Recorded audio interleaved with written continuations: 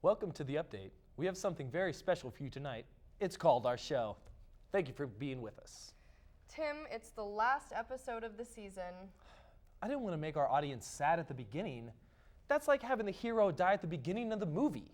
If Marley died at the beginning of Marley and Me, the title would have just been Me. Anyways, sorry to break your precious little hearts, but it's the last episode of the season. God, Tim, was that so hard? Well, All right, now you guys know, so enjoy it because it's all we got. every year. That's a lot, isn't it, Brooke?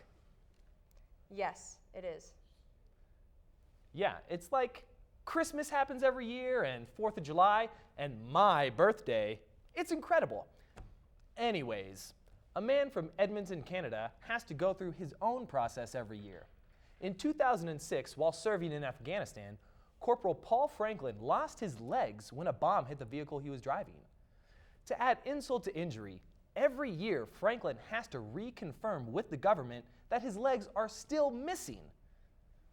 Are your legs still there?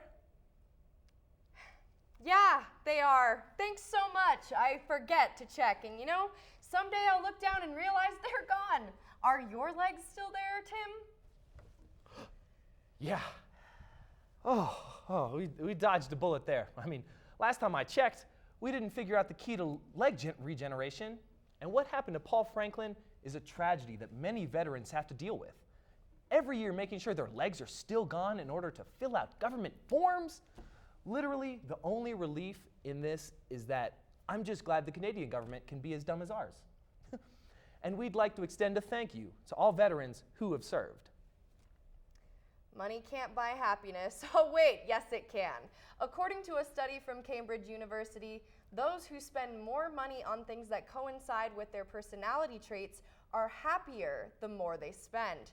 Yeah, everyone knows it sucks to be poor, but now research proves it, and the results even take away that little glimmer of hope that somehow being poor makes you a better person.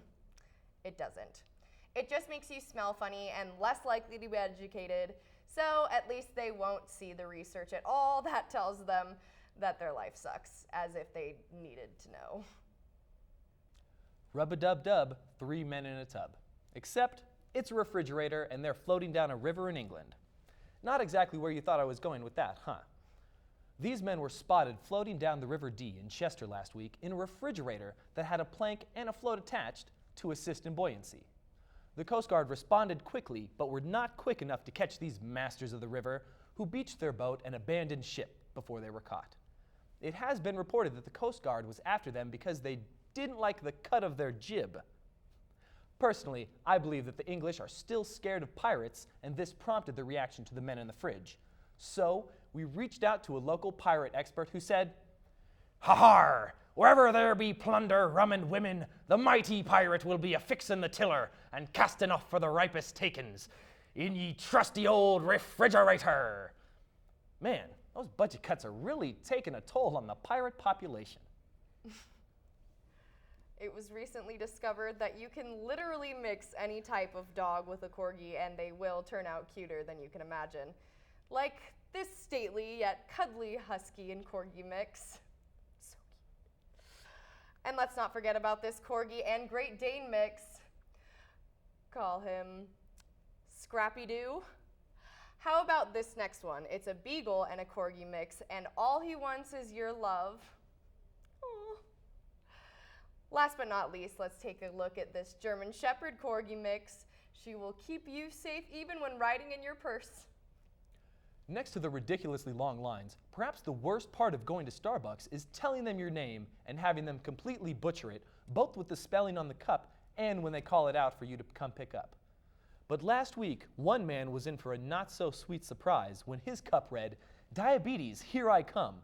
The label was pretty upsetting for the man considering both of his sisters suffer from diabetes. The situation is unfortunate, but I'm glad to hear I'm not the only one who has had an experience like this. Lately, all my drinks from Starbucks have had weird messages too. Just last week, I had one that said, "Get a real job." Another that said, "That haircut looks terrible." And the most hurtful one yet said, "You'll never find love, Tim." Thanks a lot, Starbucks. All I wanted was to enjoy some coffee, not be told what my mom already tells me every day. Continuing with pretty much our only reoccurring theme here at the update, I've recently discovered that one of my favorite vegetables has been a lie. Apparently, there is no such thing as baby carrots, or infant carrots, or teen carrots. Baby carrots, it turns out, are actually just full-size carrots they've cut down and sanded to make them more interesting.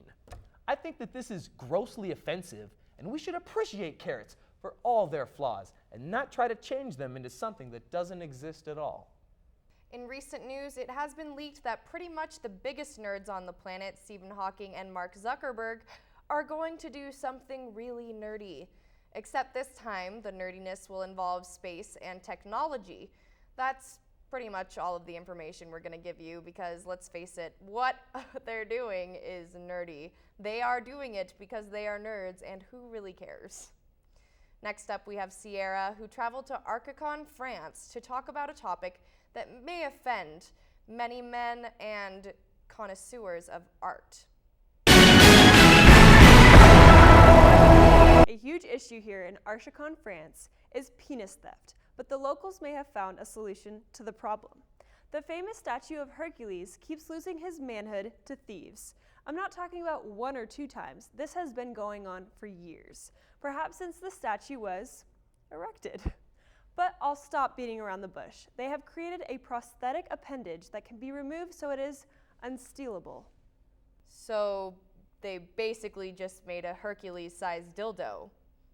I mean, this is an important statue honoring Hercules. Come on, Brooke. All right. So when will the appendage be attached? Only during ceremonies. So at all other times, Hercules will be without his baguette. Yeah. Do we know anything about the dimensions of this prosthesis? Not yet, but I'm assuming it will be proportional to the 10-foot tall statue. Nice!